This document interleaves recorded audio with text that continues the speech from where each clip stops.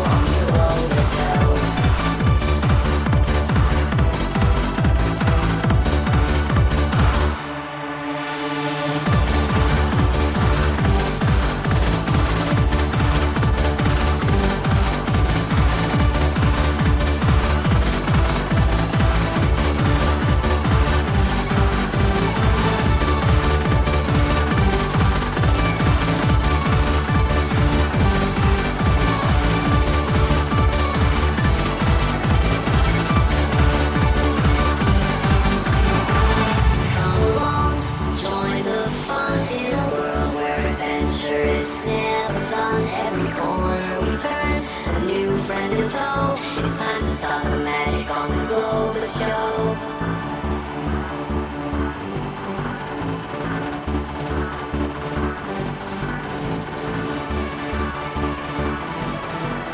It's time to learn and grow on the Globus Show.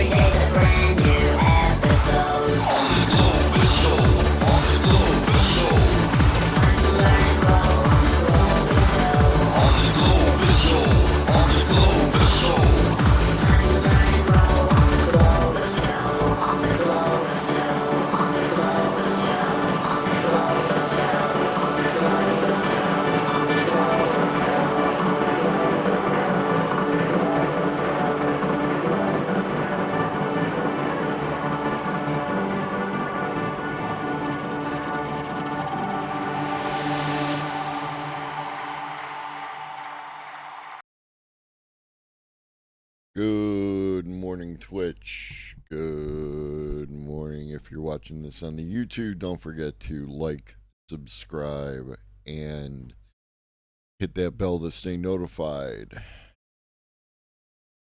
Good morning, good morning, good morning. Good morning, Larry. Good morning, PETA. Good morning, Cosmic. Good morning, Adam. Yes, Cosmic. I can show you actually. This is Biggle, BIGGLE.ai. It allows you to upload a character. In this case, this robot that I made off of Leonardo. And then you can upload a video. They have a bunch that you can use in this template feature, or you can upload your own and then you map the figure over the top of the dancing figure and you end up with something like this. And you can set the background to be either the original background, white, or green screen.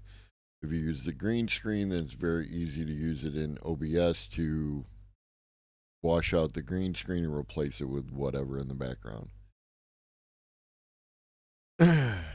Is it a compliment, Zero? Also, what up, Zero? Did I miss you? I missed you. Morning, Zero.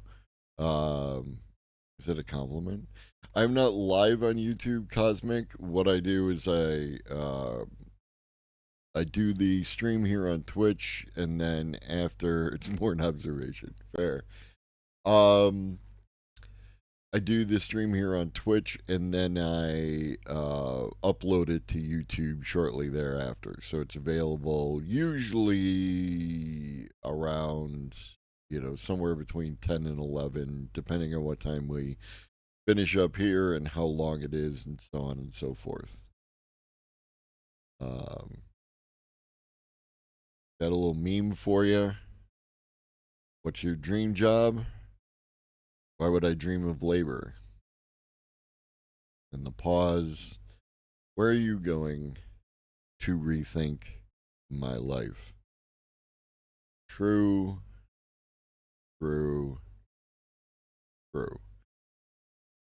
Also, good morning, bots. Good morning, lurkers. I hope you're having a wonderful day. It's Thursday, June 6th, 2024.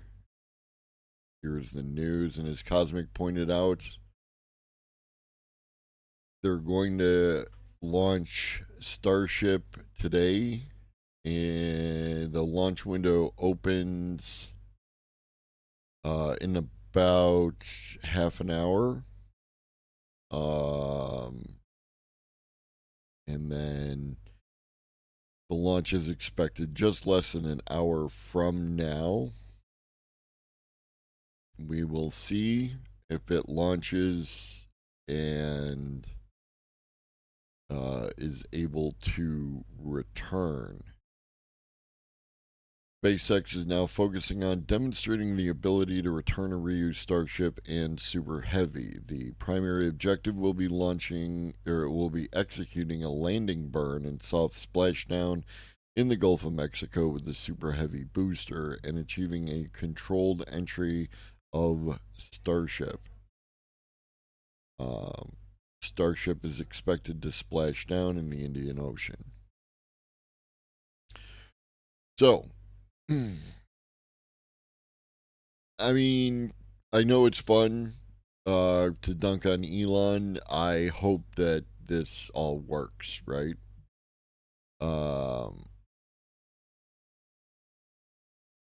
Because this is reusable rockets are the key to a more sustainable future.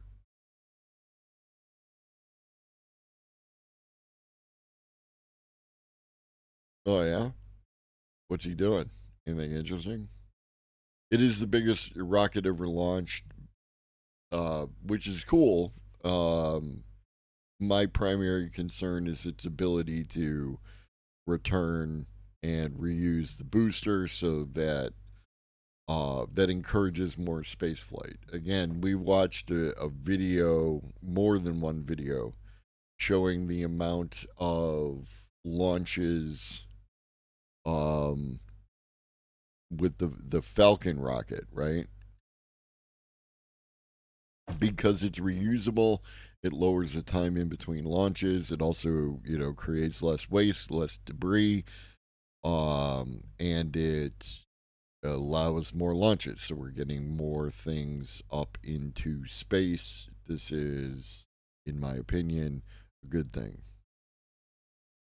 So we'll see what happens there. And we've got some more space news to close out the episode today. So if you like space news, then this is a good day for you. In AI news, AI researchers build. Shout out Red Hobbit for putting. I think there's a couple of Red Hobbit articles in here. What's he doing being a rich billionaire? All right. There's that. AI researchers build future self chatbot to inspire wise life choices. Exclusive. Scientists at MIT hope talking to a 60-year-old self will shift thinking on health, money, and work. If your carefully crafted life plan has been scuppered by sofa time, binging on fast food, drinking too much, and failing to contribute to the company pension, it may be time for a chat with your future self. Without ready access to a time machine, researchers at the MIT have built an AI powered chatbot that simulates a user's older self and dishes out observation and pearls of wisdom. Oh, Adam. Adam did. Sorry, Adam. Sorry, Adam. Credit where credit is due. Thank you, Adam. The aim is to encourage people to give more thought today to the person they want to be tomorrow. With a profile picture that is digitally aged to show youthful users as wrinkly, white haired seniors, the chatbot generates plausibly synthetic memories and draws on a user's present aspirations to spin tales about its successful life. Would a model meant to be my future self require my past knowledge and experience? That is definitely a question. Is this like the reason why astrology, like your astrology things in the newspaper or fortune cookies seem applicable is because they are so broad and generalized, right?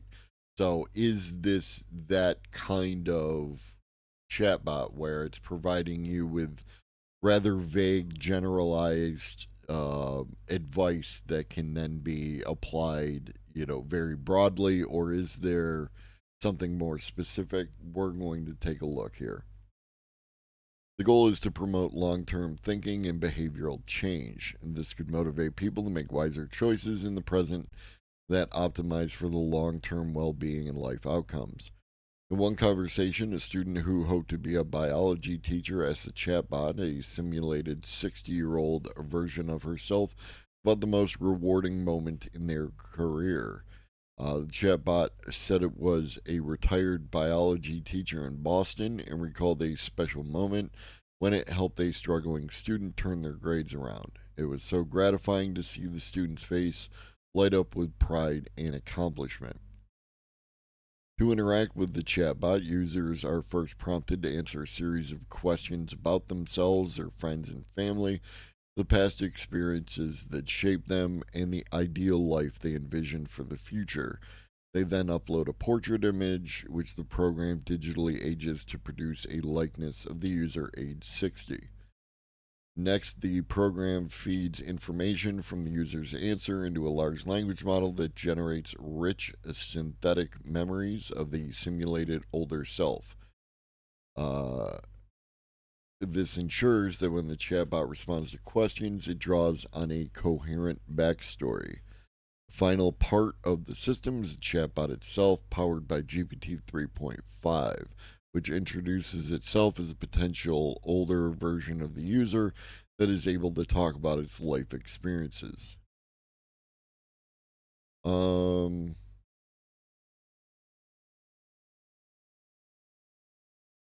the researcher in question is Petara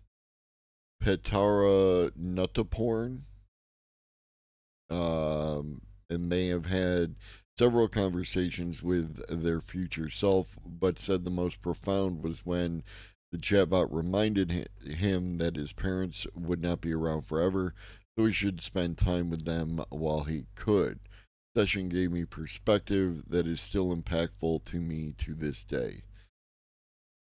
Users are told the future self is not a prediction, but rather a potential future self based on the information they provided. They are encouraged to explore different futures by changing their answer to the questionnaire. So yeah, um,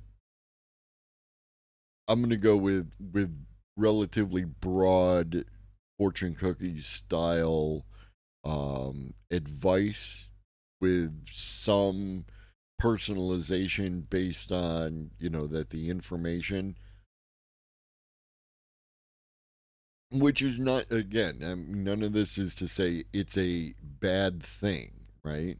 Sometimes all people need is some positive advice and direction in order to help them more achieve their goals, right? And so again, I don't think that there's anything bad about this or incorrect or wrong. It's just important to have, that kind of context as you interact with this kind of thing. Um, and it could be beneficial. From a practical standpoint, the effectiveness will likely depend on how well it can simulate meaningful and relevant conversations. Users perceive the chatbot as authentic and insightful, it could significantly influence their behavior. However, if the interactions feel superficial or gimmicky, the impact will be limited. Exactly that, right? That's how that's going to work.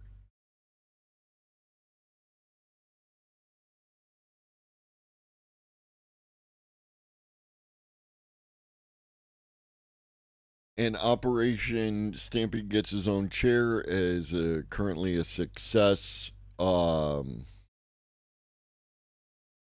I moved the old chair back there. Stampy is now sleeping on it, so that's good. And the plan is to move some stuff over here, bring the chair in, and park it right here so Stampy can be close by and feel, um, you know, that closeness while at the same time having their own chair to sleep in, which would be nice for everyone involved.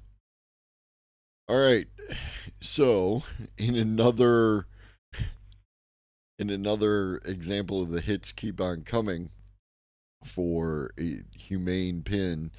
Humane wars AI pin owners to immediately stop using its charging case.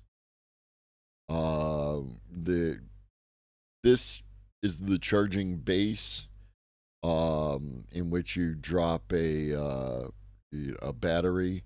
I like the form factor, and this is another thing. You can see the Apple influence because of how this looks, and then when you drop the battery in, there's a very tight tolerance between the battery and this divot, so it's like nice and like smooth.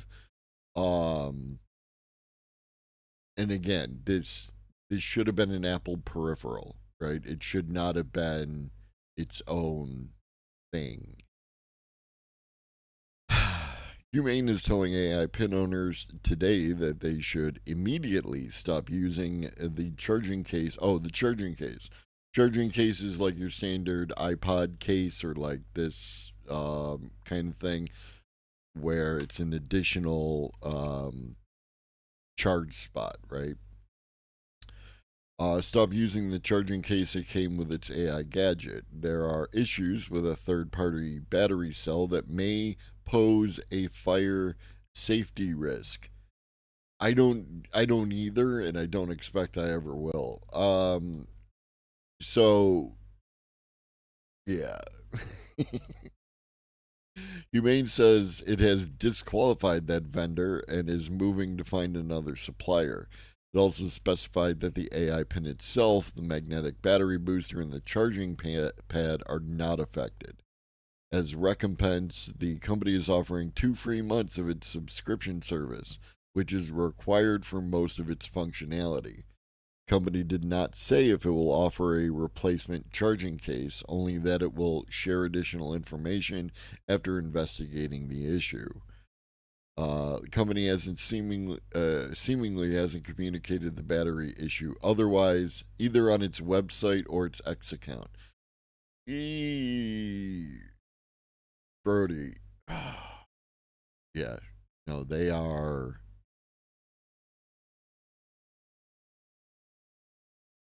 okay. So it's a single report, and it could just be a one-off, right? But by the same, if you're telling all your customers that they can't use a portion of the device that they purchased from you, then you gotta offer a replacement, right? Like they are never selling this company. The current goal is to sell Humane off, and they're no, they're gonna file bankruptcy, and people are gonna come pick the scraps. That's how that's gonna roll.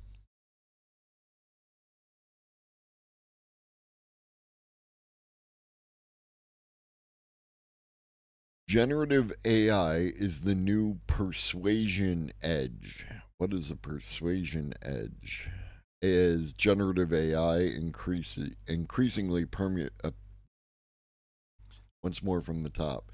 As generative AI increasingly permeates social and commercial spheres, the spotlight intensifies on its potential for unethical influence. The power of generative AI to shape opinions and behaviors indeed presents a profound challenge. Technological evolutions have always been pivotal in transforming the scale and redefining the landscape of persuasion. From the press, from black and white to color photography, from silent cinema to talking movies, from cinema screens to home screens with television, and then to individual screens with personal computers, smartphones, tablets, and even watches, all turbocharged by the advent of social media. The power of persuasion enhanced by technology has been around for a long time. Just as their positive effects are undeniable, with access to information providing substantial benefits to society, it is undeniable that negative effects also exist. Reduced attention span, social isolation, polarization and echo chambers, misinformation, and fake news. and technology addiction. Today, Gen AI, by leveraging vast data and sophisticated algorithms, are poised to redefine persuasion yet again. The choice to initially give ChatGPT 4 Omni a voice, known as Sky, resembling that of Scarlett Johansson, even if not intended, and even if it's not her voice, is one such example that gives pause for thought. Of course, OpenAI did not simply copy Scarlett Johansson's voice for obvious legal reasons. However, what is certain is that it is technically feasible to create a voice for an AI chatbot that it is inspired by, but not exactly replicating a specific person's voice. By choosing specific sonorous characteristics that are strongly associated with the original voice, but altering others, developers can create a voice that reminds listeners of the original without being an exact copy. While easy answers are all too common, posing questions that challenge us to think deeply rather than superficially is more crucial than ever. What makes the chatbot's voice sound like that of a popular personality, such as Scarlett Johansson, pose an exclusive risk for unethical persuasion in the use of technologies like Gen AI? What is the red line in the ability to imitate or simulate the commonly recognizable characteristics of a popular or non popular person when we seek to assess the potential for unethical persuasion of technologies like Gen AI? What responsibility does the creator bear for the intrinsic consequences related to the unethical use of a person's identity as a lever of persuasion through technology? Persuasion has no dark side per se, only the intentions of those who wield it do.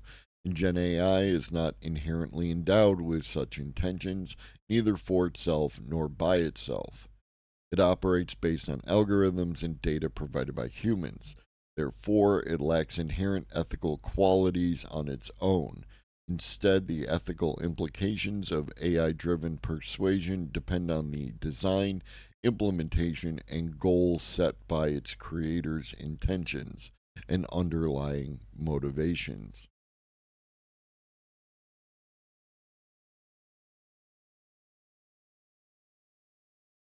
The more risky being Gen AI systems that are so persuasive and that they will be able to completely bypass the defense cognitive mechanisms of some users absolutely who will be absolutely not aware about the influence exerted on them, which is a distinguishing factor between persuasion and manipulation.